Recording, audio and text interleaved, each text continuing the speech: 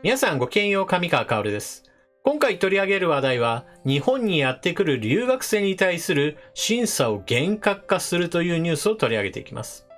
このニュースというのは、結論から言えば中国を念頭に日本の技術を盗んでいくそういった人物に対して明確に最初から弾き飛ばしてしまおうという政策です。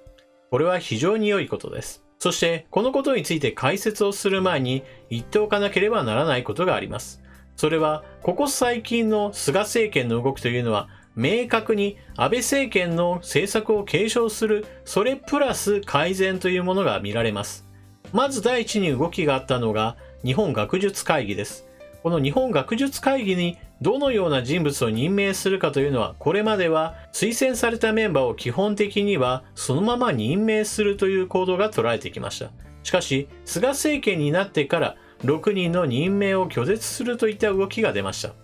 私は動画の中でこの日本学術会議というものが税金をもらっていながら、しかしその中においては日本政府に対する批判というものを展開し、さらには中国側の影響を受けて日本国内における軍事研究には反対しつつも、中国の軍拡に手を貸すような研究には全く歯止めをかけていない実態などについてお話ししました。動画にはしていませんが、その後この日本学術会議においては様々な既得権益の話が出ており、この日本学術会議というものがもはや腐った実態というものが見えてきた状態です。しかしそのような日本学術会議について野党は必死に擁護し、学問の自由を政権が脅かしているなどという全く的外れの批判を展開しています。その話に乗ってマスコミもこれに同調して政権批判を繰り返しているわけですが、実態は全く異なると言っていいでしょう。中国側の影響を受けている日本学術会議というものは見直しをしなければならない団体であることは明らかです。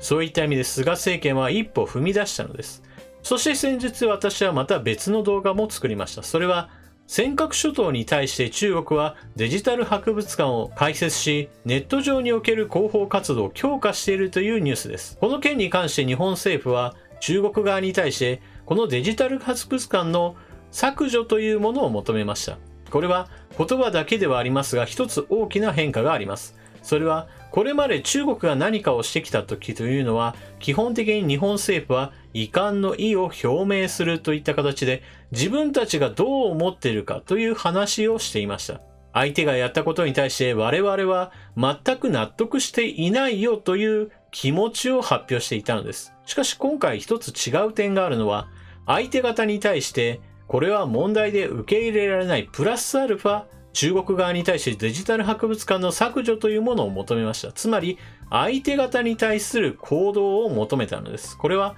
今までの対中外交から一歩踏み出した行為です。そして今回対中国という意味において、この留学生に対する審査を強化するというのも明らかにこれまでの政策を継承した上で一歩踏み込んだ行為です。これらの動きというものは決して個々に分断された話ではなく、菅政権というのが対中戦略として安倍政権の動きを継承するプラスアルファ改善に一歩踏み出していることを示す明確な動きだと言えるでしょう。さて、少し前置きが長くなりすぎました。今回取り上げるニュースである留学生についてのニュース、そして解説をどうぞ。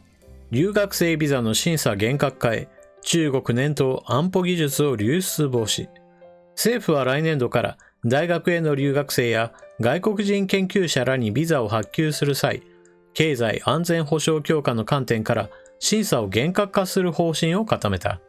安全保障に関係する先端技術や情報が留学生らを通じて中国などに流出しているとの懸念があるためだ。来年度から発給拒否も。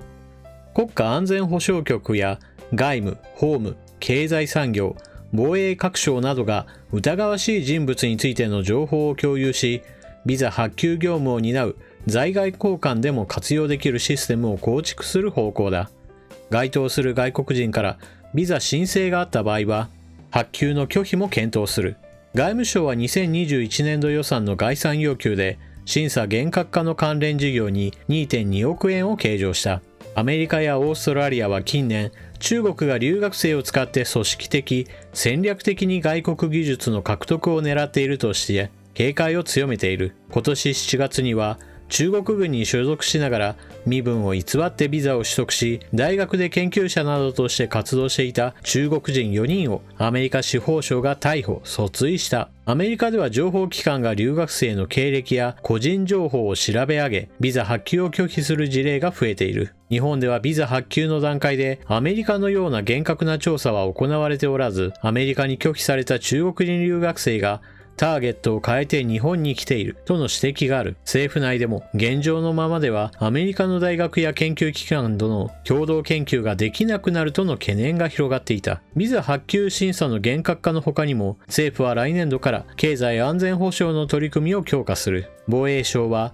防衛政策局に経済安全保障情報企画官のポスト新設を検討している。各国が軍事面での活用に向け、人工知能 AI やレーザーなど新技術獲得競争を繰り広げている実態を踏まえ、主要国の動きを分析して保全策を検討する。経済産業省は大学などが持つ軍事転用可能な最先端技術の流出を防ぐため国際的な動向を調査する。その上で企業や大学に徹底管理を促すための説明会を開く考えで、概算要求では 18.7 億円の関連経費を計上した。中国は合法的・非合法的なスパイを駆使して世界各国から必要な情報をかき集め、そして自国を強化することにこれまで励んできました。そのことはアメリカやオーストラリアなどが指摘していますし、実際それによって捕まっている人物などもいます。そして中国はこういったスパイ活動について表立った部分においても特に隠しているわけではありません。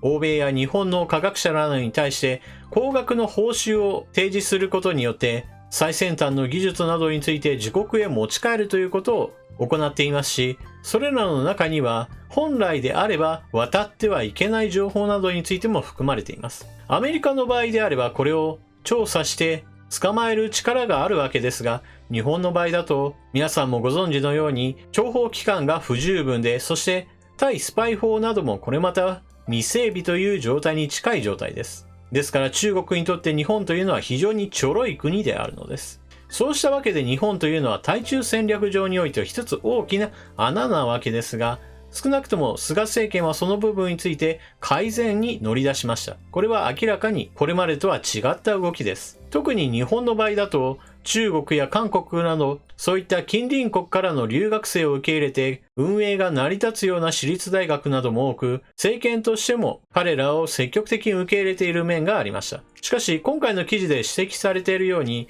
こうしたやってくる留学生に対してしっかりと審査していないのですから、その中には人民解放軍に所属しているような人物が混ざっていたとしても全く把握できていないのが現状です。こういった点に関して日本国内において法整備、そして省庁一体化して問題に対処するというのは良い改善であるのは明らかです。こうした動きが始まったのは当然のようにアメリカ側からの要請もあるでしょうが、しかし実際に動くのは日本政府です。そういった意味で菅政権が実行力を持って物事を前に進めているのは明らかでしょう。もちろん世の中には最上の政策というものが存在します。それは諜報機関を作ることや対スパイ法などを整備して欧米各国の作っているファイブアイズ、この情報同盟に日本も加わることによって情報を自国でも取るし、そして世界各国とも共有することによってより日本国内におけるスパイ狩りを円滑に行い、そしてその情報を世界的にも情報を共有することです。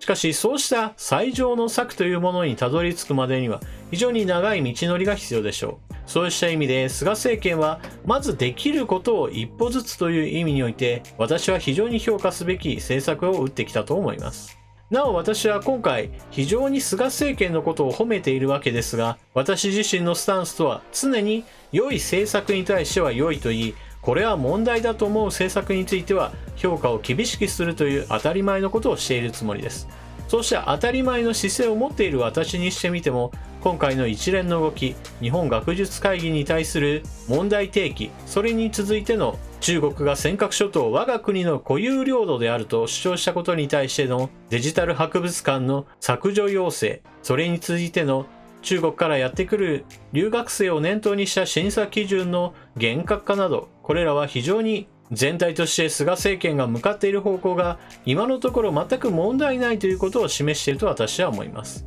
この後実際に運用する段階になって抜け穴が存在するといった指摘などもきっと起こるでしょう。しかしそういった問題点について随時改善し、そして対中戦略上において日本の守りを固める、そうしたことが菅政権ができれば私は非常に良い評価を与えるべきだと思います。皆さんは今回のニュースを聞かれてどのようなことを考えたでしょうか。ぜひともコメントしていってください。それでは動画を最後までご視聴いただきありがとうございました。チャンネル登録していない方はぜひともチャンネル登録を、そして動画への評価もよろしくお願いします。それでは次の動画でまたお目にかかりましょう。またね。